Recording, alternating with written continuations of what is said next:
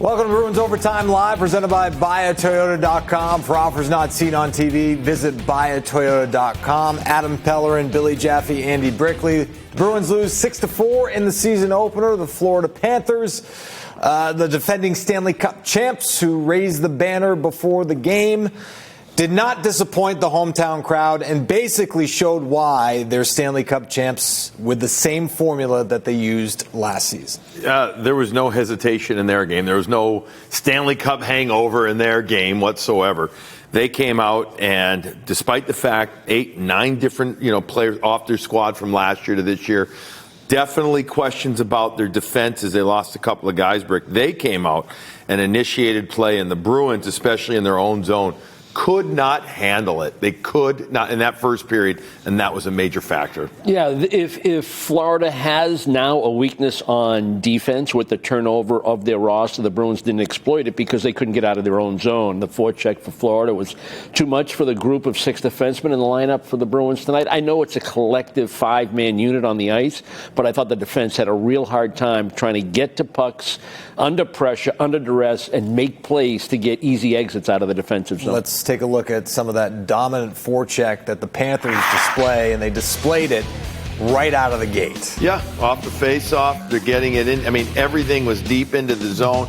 They are chaotic, controlled chaos, but they are chaotic, and they love to force plays to the wall. Their F2 gets there regularly, and then all of a sudden they get on more of a tenderizing type forecheck. That's what they do so well. I love how quickly their second guy gets it. To your point, the Bruins D got it. I felt hesitated, didn't know where to go with it at times. Yeah, coming into the game, the expectation for the Bruins was, a certain level of tenacity, a certain level of attention to detail in preparation of knowing that this forecheck is coming, and you had to believe that they were ready for it, but they were a little slow in their thinking, a little slow in their reacting, a little slow in their execution, and when you do that, you're just playing right into Florida's strength. Yeah, Florida at one point, was it 12-1 shots? 12-1 shots. 12-1 shots. I think it ended up being 17-12 in the first period. But that didn't tell the story. When it was 12-1, it was absolute. That's the picture was painted right there with those numbers. And so the Panthers dominating on the forecheck, and it didn't take them long to score the first goal of the game. And the player that Bruins fans just hate is the one who lit the lamp first for the Florida Panthers, and that's Sam Bennett. Yeah, obviously a difference maker in the playoffs last year against Boston. Everybody hated this guy because of the way he plays. If you're a Florida Panther fan, you love this guy. And he's a physical guy. He does a lot of good things. He's got a 200-foot game, and he's just so intense, especially in and around the net with his body position and his determination to get to 50-50 pucks. And so this is another example of their forecheck, and it was Kulikov who took the puck into the zone originally. That meant Rodrigues had to fill the backside. I like what he did there, fellas. I like, Brick, he got the puck. He didn't stop it, dust it. He just zipped it towards the net.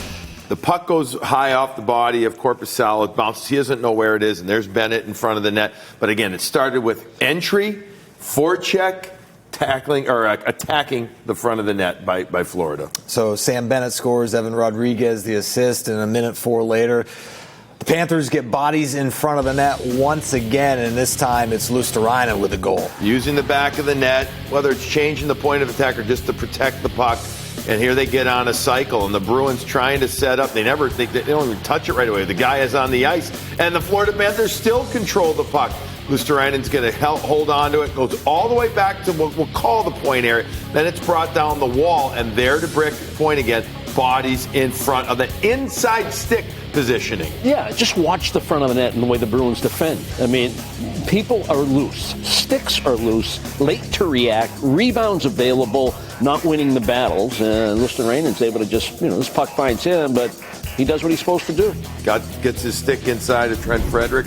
There's 2 Panthers in front of the net right there. The amount of movement, though, Adam. Movement, wall play, battles won, difference. So Luostarinen with a goal made it 2-0. The Bruins made it 2-1 thanks to a Pavel Zacha shorthanded goal, but then the Panthers responded with a shorthanded goal of their own to go up 3-1 thanks to Sam Reinhert. We'll talk about that later, but it's that man again who makes it 4-1. It's Sam Bennett as time winds down in the first period. Yeah, the third goal hurt a lot. You go down 3-1 on a nice, beautiful individual rush by Reinhart. Nice move against McAvoy. And before the period ends, you give up another one in a very similar fashion to the first 2 goals. breakdowns, just not winning battles, not getting body position, stick position, defending in front of your own net, just not strong enough in that area tonight. Sam Bennett is going to push back Peak originally. That helps open up the lane for the shot. He picks up the puck that never got through to Korpisalo in the first place. He can't pick it up. Bennett's right there, presence of mind, and absolutely earns the star of the game. Star of the game presented by Subaru of New England. Fall in love with a brand new Subaru as you take a look at the numbers against the Bruins, regular season and playoffs combined. Now, 10 goals in 31 games, 15 points overall. You see the numbers tonight, 2 goals plus 4 shots for Sam Bennett as the Florida Panthers get off to an early start and they end up hanging on 6-4 because the Bruins were able to add a couple of late goals from a couple of guys that maybe didn't have their best game tonight, and that includes Trent Frederic right here. Yeah, the score looks respectable at the end of the night, but if you watch the game from beginning to end, you know how exactly this thing went. And, give them credit, play to the final buzzer. You never know. Hang around long enough. It's a nice play down low by Brazeau. Presence of mind to find an open Frederic stick. Quick release. That was nice. And then, the Bruins are pressing. They get a power play. Are they going to go 6-on-4, take the goaltender out? What's the game plan here? And they just get a good break. Pastrnak, nice to see him get on the board. He's trying to make a play in the slot to Lindholm. It gets deflected. Surprises Bobrovsky 5-hole. And so David Pastrnak scores his first goal of the year. It's on the power play. Trent Frederic as well. Again, you talk about David Pastrnak and the kind of year that he could have if the power play is clicking. Obviously, that wasn't a clicking situation, but it was at least getting the Bruins on the board. So that's your final in Florida, 6-4. Coming up, we will get post-game reaction from the Bruins room, and we will hear from head coach Jim Montgomery. Get his thoughts after the break. Bruins Overtime Live is presented by BuyAToyota.com.